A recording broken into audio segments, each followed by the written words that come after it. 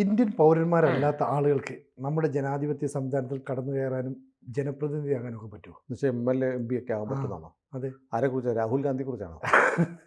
രാഹുൽ ഗാന്ധിയെ കുറിച്ചല്ലാതെ മറ്റാരെങ്കിലും? രാഹുൽ ഗാന്ധിയെ കുറിച്ച് ഈ പ്രശ്നമുണ്ടല്ലോ. അതെ, അദ്ദേഹത്തിന് ബ്രിട്ടീഷ് ഇരട്ട പൗരത്വം. പൗരത്വം ഉണ്ടെന്നൊക്കെ. ഇരട്ടയല്ല, ആ. തൃത്വ പൗരത്വം. കരീബിയൻ ദ്വീപുകളിൽ സെന്റ് ലൂസിയ എന്ന് മറ്റേ പറയുന്ന പൈസ നിക്ഷേപിച്ചു കഴിഞ്ഞാൽ അവിടെ പൗരത്വം ഉണ്ടെന്ന് പറയുന്നു. ഒക്കെ സുബ്രഹ്മണ്യ സ്വാമി പറയുന്നത്. അവിടെ എന്ന് വെച്ചാൽ 25 ലക്ഷം രൂപയോ മറ്റോ ഈ കരീബിയൻ ഐലൻഡിൽ നമ്മൾ ഇൻവെസ്റ്റ് ചെയ്ത് കഴിഞ്ഞാൽ നമുക്ക് വിസ കിട്ടും. വിസയല്ല, അവിടുത്തെ പൗരത്വം കിട്ടും.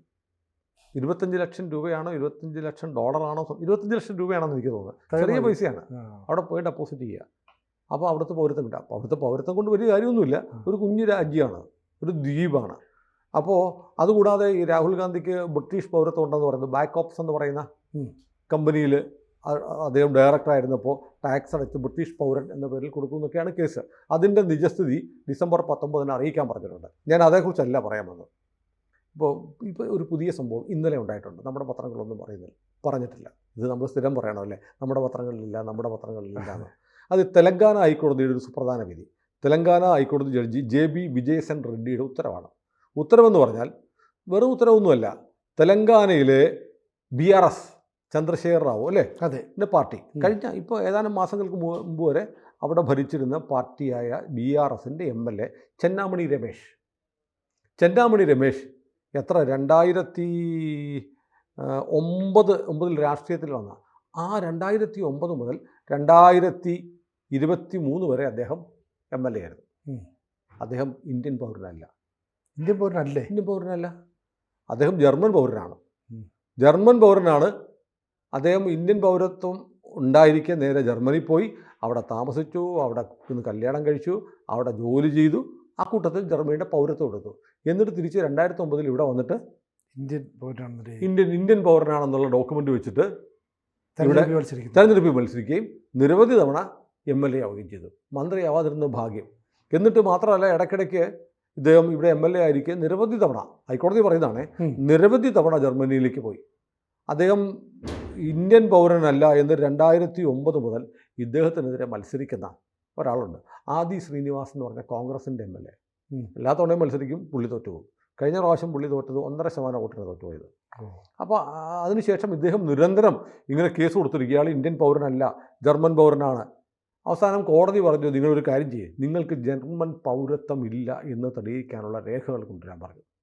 ഇതിൽ ഇയാൾ പരാജയപ്പെട്ട് കഴിഞ്ഞു. ഇതിനിടയ്ക്ക് വളരെ പ്രധാനപ്പെട്ടൊരു സംഭവം ഉണ്ടായത് 2009 ഇയാൾ 2009 മുതൽ മത്സരിക്കുകയാണല്ലോ. ഇയാൾക്കെതിരെ പരാതി വന്നിട്ട് ആഭ്യന്തര മന്ത്രാലയത്തിൽ ഈ പരാതി ഇങ്ങനെ കെട്ടിക്കിടന്ന് അടുത്തിടെ കേന്ദ്ര ആഭ്യന്തര മന്ത്രാലയം അമിത്ഷായുടെ വകുപ്പാണ് പൗരത്വം കൊടുക്കാതിരിക്കുകയും ചെയ്തത്. പിണറായി വിജയനല്ല. പിണറായി വിജയൻ കേരള അസംബ്ലി പാസ്സാക്കിയിരുന്നല്ലോ CAA അത് നടപ്പാക്കില്ലെന്ന്. അപ്പോൾ കേരളത്തിൽ എന്താ പൗരത്വം കൊടുക്കാനുള്ള എന്തോ അധികാരമുണ്ടെന്ന് നമ്മുടെ മുഖ്യമന്ത്രിക്ക് തെറ്റിദ്ധാരണ ഉണ്ടെന്ന് തോന്നുന്നു. അത് അമിത്ഷായുടെ വകുപ്പാണ്. അമിത്ഷായുടെ വകുപ്പ്, ആഭ്യന്തര വകുപ്പ് ഇയാളുടെ പൗരത്വം റദ്ദാക്കിയിരുന്നു. അപ്പോൾ അതിനെ ചോദ്യം ചെയ്ത് ഇയാൾ ഹൈക്കോടതിയിൽ വേറൊരു പെറ്റീഷൻ കൊടുത്തു. ആ കേസും കൂടെ ഒരുമിച്ച് പരിഗണിച്ചിട്ടാണ് ഇപ്പോൾ ഹൈക്കോടതി കണ്ടെത്തി ഇയാൾ ഇന്ത്യൻ പൗരനല്ല, ഇയാൾ ജർമ്മൻകാരനാണ്. 2023 വരെ വാലിഡായിട്ടുള്ള സാധുവായിട്ടുള്ള ജർമ്മൻ പാസ്പോർട്ട് ഇയാൾക്കുണ്ട്. അപ്പോൾ ജർമ്മൻ പാസ്പോർട്ട് ആർക്കാണ് കിട്ടുന്നത്? അവിടെ ജർമ്മൻ പൗരത്വമുള്ളത്. പക്ഷെ ജർമ്മനിയിൽ ഇത് പ്രശ്നമല്ല. എന്നറിയോ, ജർമ്മനിയിൽ ഡ്യുവൽ സിറ്റിസൺഷിപ്പ് അനുവദിച്ചിട്ടുണ്ട്. ജർമ്മൻ പൗരന്മാർക്ക് വേറൊരു രാജ്യത്ത് പൗരത്വം കൂടെ എടുക്കാം. അമേരിക്കയിൽ എടുക്കാം. അമേരിക്കൻ പൗരത്വമുള്ള പലർക്കും ജർമ്മൻ പൗരത്വം കൂടിയുണ്ട്. ഇസ്രായേലിനാകാം. അങ്ങനെ ചില രാജ്യങ്ങൾ ഒന്നിലേറെ പൗരത്വം, 2 രാജ്യത്തെ പൗരന്മാരായിരിക്കും. അമേരിക്കൻ ഇസ്രായേൽ പൗരനായ ഒരു ബന്ധിയുണ്ട്. അമേരിക്ക വിട്ടുതരണമെന്ന് പറഞ്ഞ് ഇസ്രായേലും പറയുന്നു. അപ്പോൾ ഇങ്ങനെ 2 പൗരത്വം ചില രാജ്യങ്ങൾ അംഗീകരിക്കുന്നു. പ്രത്യേകിച്ചും യൂറോപ്യൻ രാജ്യങ്ങൾ, പടിഞ്ഞാറൻ രാജ്യങ്ങളൊക്കെ അംഗീകരിക്കുന്നു. പക്ഷേ ഇന്ത്യ അംഗീകരിച്ചിട്ടില്ല. അപ്പോൾ ഇന്ത്യൻ പൗരത്വം ഉണ്ട് എന്നത് ഈ നമ്മുടെ രമേശിന് ജർമ്മൻ പൗരത്വം കിട്ടാൻ തടസ്സമല്ല. പക്ഷേ എപ്പോൾ ജർമ്മൻ പൗരത്വം കിട്ടുന്നു അപ്പോൾ ഇയാൾ ഇന്ത്യൻ പൗരനല്ലാതെ മാറും. ഇത് തന്നെയാണ് രാഹുൽ ഗാന്ധിയുടെ കേസും. ഇന്ത്യൻ പൗരത്വം ഉണ്ട്, ബ്രിട്ടനിൽ പോയി ഒരു പൗരത്വം എടുക്കുന്നതിന് ഇന്ത്യൻ പൗരത്വം തടസ്സമല്ല. British UK പൗരനാവുന്നതിന്. പക്ഷേ എപ്പോൾ UK പൗരനാവുന്ന അപ്പോൾ ഇന്ത്യൻ പൗരത്വം സീസ് ചെയ്യപ്പെടും. അപ്പോൾ രാഹുൽ ഗാന്ധിയുടെ കാര്യത്തിൽ രാഹുൽ ഗാന്ധി അവിടെ പോയി ബ്രിട്ടീഷ് പൗരനാണെന്നുള്ള ലണ്ടനിൽ പഠിക്കുമ്പോഴോ മറ്റാണ്. ഉം. പഠിക്കുന്ന സമയത്ത് ആണ് ഈ കമ്പനി ബാക്ക് ഓപ്സ് ഉള്ള കമ്പനി തുടങ്ങുന്നു, അതിൻ്റെ ഡയറക്ടറാവുന്നു, അവിടുത്തെ പൗരനാണ് എന്ന് കാണിച്ചാണ് അപേക്ഷ കൊടുക്കുന്നു, ടാക്സ് അടയ്ക്കുന്നു. അപ്പോൾ അവിടുത്തെ വാലിഡ് പാസ്പോർട്ട് ആർക്കുണ്ട്? UK പാസ്പോർട്ട് രാഹുൽ ഗാന്ധിക്കുണ്ട്. അവർ പക്ഷേ ബോദർ ചെയ്യുന്നില്ല ഇന്ത്യൻ പൗരത്വം ഉണ്ടോ ഇല്ലയോ എന്നുള്ളത്. കാരണം അവർക്ക് 2 പൗരത്വമാണ്. പക്ഷേ എപ്പോൾ അവിടുത്തെ പൗരത്വം കിട്ടിയോ ആ നിമിഷം ഇന്ത്യൻ പൗരത്വം റദ്ദാവും എന്നാണ് സുബ്രഹ്മണ്യ സ്വാമിയുടെ കേസ്. അപ്പോൾ അങ്ങനെ വരുമ്പോൾ ഇത്രയും കാലം രാഹുൽ ഗാന്ധി മത്സരിച്ച് MP ആയത് നിയമവിരുദ്ധമാണ്, ഇന്ത്യൻ പൗരനല്ലാതിരിക്കുകയാണ്. രാഹുൽ ഗാന്ധിക്ക് വീണ്ടും പൗരത്വം എടുക്കാം, പക്ഷേ എന്ത് ചെയ്യണം? അവിടുത്തെ പൗരത്വം റദ്ദാക്കിയിട്ട് അവിടുത്തെ പൗരത്വം റദ്ദാക്കിയാൽ ഇവിടെ പൗരത്വം കിട്ടില്ല. വീണ്ടും പൗരത്വത്തിന് അപേക്ഷ കൊടുക്കണം. ആ അപേക്ഷ കൊടുത്തിട്ടില്ല. അപ്പോൾ നിലവിൽ രാഹുൽ ഗാന്ധി UK പൗരത്വം റദ്ദാക്കിയിട്ടുണ്ടെങ്കിൽ ചിലപ്പോൾ റദ്ദാക്കി കാണും ഇന്ത്യയിൽ വന്നതുകൊണ്ട്. അവിടുത്തെ പൗരത്വം റദ്ദാക്കി അവിടുത്തെ പൗരത്വം പോയി, ഇവിടുത്തെ പൗരത്വം ഇല്ല. അപ്പം ഒരു രാജ്യമില്ലാത്ത പൗരനായിരിക്കും ആരിപ്പോൾ?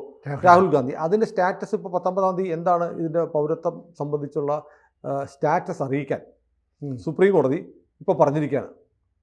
സുപ്രീം കോടതി, അലഹബാദ് ഹൈക്കോടതി, ഇപ്പോൾ ഡൽഹി ഹൈക്കോടതിയും ഈ 19-ന് അറിയിക്കാൻ ആഭ്യന്തര വകുപ്പിനോട് പറഞ്ഞിരിക്കുകയാണ്. അതവിടെ നിൽക്കട്ടെ, നമ്മുടെ വിഷയത്തിലേക്ക് വരാം. അപ്പോൾ ഇയാൾ പൗരനല്ല എന്ന് തെളിഞ്ഞതിനെ ശേഷം ചെന്നാമണി രമേശ് ഇന്ത്യയുടെ പൗരനല്ല, ജർമ്മൻ പൗരനാണെന്ന് കോടതിക്ക് ബോധ്യപ്പെട്ടതുകൊണ്ട് കോടതി 30 ലക്ഷം രൂപ പിഴ ചുമത്തി. 30 ലക്ഷം രൂപ അടയ്ക്കാൻ പറഞ്ഞു. 30 ലക്ഷം രൂപയിൽ 25 ലക്ഷം രൂപ ഇപ്പോൾ അവിടുത്തെ MLA ആണ്, ഇന്ത്യൻ നാഷണൽ കോൺഗ്രസിൻ്റെ MLA ആണ് ആദി ശ്രീനിവാസിന് കൊടുക്കാൻ പറഞ്ഞു. 30 ലക്ഷത്തിൽ 25 ലക്ഷം രൂപ. 5 ലക്ഷം രൂപ തെലങ്കാനയിലെ ലീഗൽ സർവീസസ് അതോറിറ്റി കൊടുക്കണം. ഇങ്ങനെയാണ് കോടതിയുടെ വിധി ഉണ്ടായത്. അപ്പോൾ ഒന്ന് ആലോചിച്ച് നോക്കും, നമ്മുടെ നാട്ടിൽ പല ആളുകൾ MLA-മാരും ഒക്കെ ആയിട്ട് MP-യുടെ കാര്യം രാഹുൽ ഗാന്ധിയുടെ കേസ് തീർപ്പായിട്ടില്ല. ഇങ്ങനെ ഇരിക്കുന്ന ആൾ ഇന്ത്യൻ പൗരന്മാർ പോലും അല്ലാത്തവർ ഇന്ത്യയിൽ ജനപ്രതിനിധികളാവുന്നു, ലെജിസ്ലേച്ചർമാരാവുന്നു അല്ലേ?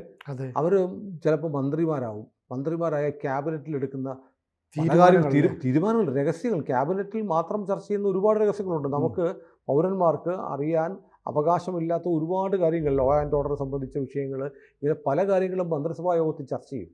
ഇതൊക്കെ ഒരു വിദേശ പൗരൻ അറിഞ്ഞാൽ എങ്ങനെ ഇരിക്കും? നമ്മൾ മുമ്പൊരിക്കലും ഒരു വീഡിയോ ചെയ്ത് ഓർക്കുന്നുണ്ടോ? ബംഗാളിലെ കാര്യം, പശ്ചിമ ബംഗാളിലെ അവിടെ TMCയുടെ ഒരു വനിതാ നേതാവ് അലോ റാണി സർക്കാർ എന്നാണ് അവരുടെ പേര്. അലോ റാണി സർക്കാർ ഇത്തവണ ജയിച്ചിരുന്നെങ്കിൽ അവരുടെ മമതയുടെ മന്ത്രിയാകുമായിരുന്നു. അതെ. പക്ഷേ അവർ തോറ്റുപോയപ്പോൾ സബൻ മജൂംദാർ എന്ന് പറഞ്ഞ BJP നേതാവാണ് ജയിച്ചത്. അലോ റാണി സർക്കാർ എന്ത് ചെയ്തു? ഈ സബൻ മജൂംദാറിൻ്റെ തെരഞ്ഞെടുപ്പ് റദ്ദാക്കണമെന്ന് ആവശ്യപ്പെട്ട് കൽക്കത്ത ഹൈക്കോടതിയിൽ പോയി കേസ് നടത്തി. അവസാനം ജസ്റ്റിസ് ബിബേക് ചൗധരി കണ്ടെത്തി അലോ റാണി സർക്കാർ ഇന്ത്യക്കാരിയല്ല, അവർ ബംഗ്ലാദേശിയാണ്. പരാതിയായി ചെന്നപ്പോൾ ഡോക്യുമെന്റ്സ് ഒക്കെ പരിശോധിച്ചപ്പോഴത്തേക്ക് ഇന്ത്യക്കാരിയല്ല. എങ്ങനെയുണ്ട്? അപ്പോൾ അവർ ജയിച്ചിരുന്നെങ്കിൽ അവർ ബംഗാളിൽ മന്ത്രിയാണ്. അപ്പോൾ നമ്മുടെ രാജ്യത്ത് ഇങ്ങനെയൊക്കെ സംഭവിക്കുന്നുണ്ട്. നമ്മുടെ എന്താണ് ചെന്നാമണി രമേശ് എന്താണുള്ള തെലങ്കാനക്കാരൻ, അയാൾ നിസ്സാര പുള്ളിയൊന്നുമില്ല. അയാളുടെ ഒരു പശ്ചാത്തലം നോക്കിയപ്പോൾ അയാളുടെ പിതാവ് രാജേശ്വര റാവു CPI നേതാവായിരുന്നു. CPIയുടെ MLA ആയിരുന്നു. ആന്ധ്രാപ്രദേശ് ആയിരുന്ന സമയത്ത് ആന്ധ്രാപ്രദേശിലെ CPIയുടെ സഭാ നേതാവായിരുന്നു ഇയാളുടെ പിതാവ് രാജേശ്വര റാവു. അപ്പോൾ അങ്ങനെ വലിയ പാരമ്പര്യമുള്ളതാണ്. ഇന്ത്യൻ പൗരന്മാർക്ക് വേണ്ടി മാത്രം മത്സരിക്കാനുള്ളതാണ് നമ്മുടെ പാർലമെൻറ്റും നിയമസഭയും എന്നൊക്കെ അറിയാവുന്ന ആളാണ്. അച്ഛൻ മുതൽ ജനപ്രതിനിധിയായിരുന്ന പാരമ്പര്യമുള്ള ആളാണ് ചെന്നാമണി രമേശ്. എന്നിട്ടും പുള്ളി ജർമ്മനിയിൽ പോയി ജർമ്മൻ പൗരത്വം സ്വീകരിച്ചിട്ട് അത് മറച്ചു വെച്ച് 2009 മുതൽ രാഷ്ട്രീയത്തിലിറങ്ങി 3 തവണ MLA ആയി. അപ്പോൾ നമ്മുടെ നാട്ടിലെ നിയമങ്ങളെയൊക്കെ പരസ്യമായി വെല്ലുവിളിക്കാനുള്ള ധാരണയുണ്ട്. അതായത് നമ്മുടെ നാട്ടിലെ നിയമങ്ങളൊന്നും നോക്കണ്ട. എനിക്കിപ്പോൾ കുറച്ച് പൈസയുണ്ട്, ഞാൻ ജർമ്മൻ പൗരത്വം കിട്ടി, അവിടെ നിന്ന് ജർമ്മൻ ഒരു മദാമയെ കല്യാണം കഴിച്ചു, അവിടെ വീടുണ്ട്, അവിടെ ജോലിയുണ്ട്, എനിക്ക് അത്യാവശ്യം സാമ്പത്തികമുണ്ട്, ഇനി എൻ്റെ സ്വന്തം നാട്ടിൽ എനിക്കൊരു പ്രമാണിയാവണം, അതിനുവേണ്ടി ഞാൻ MLA ആയിട്ട് മത്സരിക്കും. 3-4 തവണയൊക്കെ മത്സരിച്ച് വരുമ്പോൾ ചിലപ്പോൾ MP ആവും. ആരുടെ? ജർമ്മൻകാരൻ ഇന്ത്യയിലെ MP അല്ല, ഞാൻ കുറച്ച് 3-4 തവണയൊക്കെ മത്സരിച്ച് കഴിയുമ്പോൾ ഞാൻ ചിലപ്പം മന്ത്രിയാവും, നാട് ഭരിക്കാം. ജർമ്മൻ പൗരൻ ഇന്ത്യയിൽ മന്ത്രിയാവുന്നു. എന്തൊരു വിരോധാഭാസമാണ് ഇങ്ങനെ. ഇത് ഇപ്പോൾ അലോ റാണി സർക്കാരിൻ്റെ കാര്യം നമ്മൾ ഒരു കേസ് വന്നപ്പോൾ അറിഞ്ഞതാണ്. ബാക്കി ഇങ്ങനെ ഇപ്പോൾ ഈ ചെന്നാമണി രമേശിൻ്റെ കേസ് വന്നപ്പോഴാണ് അറിയുന്നത്. ഇങ്ങനെ എത്ര പേർ എവിടെയൊക്കെ ഉണ്ടാവും? നമ്മുടെ നാട്ടിൽ തന്നെ ഉണ്ടാവും ഇല്ലെന്ന് ഇങ്ങനെ ഉറപ്പ് പറയാൻ പറ്റും. വിദേശത്തൊക്കെ പോയി ഒരുപാട് വ്യവസായങ്ങളൊക്കെ നടത്തുന്ന ആളുകളുണ്ട്. അവരൊക്കെ അവിടെ പോയി പൗരത്വം എടുത്തിട്ടുണ്ടെങ്കിലോ അറിയില്ല. അവിടെ പൗരന്മാരെ ഇപ്പം വലിയ വ്യവസായമൊക്കെ നടത്തുന്ന ആഫ്രിക്കൻ രാജ്യങ്ങളിലോ ഒക്കെ വ്യവസായമൊക്കെ നടത്തുന്ന ആളുകൾക്ക് അവിടുത്തെ ഒരു പൗരത്വം കൂടെ കിട്ടിയാൽ കുറച്ചുകൂടെ സ്വാതന്ത്ര്യവും നികുതി ഇളവ് സൗകര്യങ്ങൾ ഒക്കെ കിട്ടും. അതുകൊണ്ട് പൗരത്വം എടുക്കുന്നവരുണ്ടാവും. എന്നിട്ട് അത് മറച്ചു വെച്ചിട്ട് ഇവിടെ വന്ന് വീണ്ടും നിൽക്കും. നമ്മുടെ ഒരു MLA കുറേ നാൾ കാണാനില്ലായിരുന്നു. MLA ആ MLA കാണാനില്ലെന്നും പറഞ്ഞ് കോൺഗ്രസ്സുകാരോ ഒക്കെ പോസ്റ്റൊക്കെ നിയമസഭയിൽ പോലും കാണുന്നില്ല എന്നൊക്കെ പറഞ്ഞ് വലിയ വിവാദം ഉണ്ടായി. അപ്പോൾ അങ്ങനെയൊക്കെ സംഭവിക്കുന്നത്. അദ്ദേഹം അവിടെ ചെയ്യാറുണ്ട്. ഇങ്ങനെയൊക്കെ ആളുകൾ സംശയിച്ചുകൂടെ അദ്ദേഹത്തിന് അത്രയും നാൾ അവിടെ കഴിയണമെന്നുണ്ടെങ്കിൽ ചിലപ്പോൾ അവിടുത്തെ പൗരത്വം ഉണ്ടായിരിക്കാം. ഒരു പൗരത്വം ഈ ആഫ്രിക്കൻ രാജ്യങ്ങളിലൊക്കെ പൗരത്വം കിട്ടുന്നതൊക്കെ വലിയ പാടുള്ള കാര്യമാണ്. വലിയ സാമ്പത്തികമായിട്ട് ദുരിതമായിട്ട് എന്തെങ്കിലുമൊക്കെ കാശ് കൊടുത്താലൊക്കെ കിട്ടുമായിരിക്കും. ഇതൊക്കെ നമ്മുടെ ഊഹങ്ങളാണ്.